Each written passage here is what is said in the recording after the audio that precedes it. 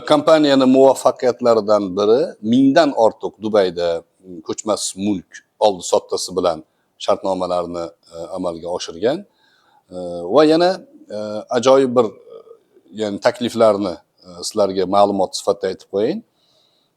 Dubayda iqoma olish uchun, ya'ni viza olishingiz uchun, shu biznes viza, investor vizasi 2 yillik vizani 750 ming dirhamlik agar ko'chmas mulk olsangiz sizga tekinga qilib beramiz.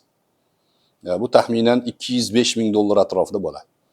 Agar 2 million dirhamlik mulk sotib olmoqchi bo'lsangiz, sizga gold viza taklif qilamiz. Buni tekinga xizmatini qilib beramiz. Gold viza sizga Dubayda 10 yillik yashash huquqini beradi. 2 million dirham taxminan 550 ming dollar atrofida bo'ladi.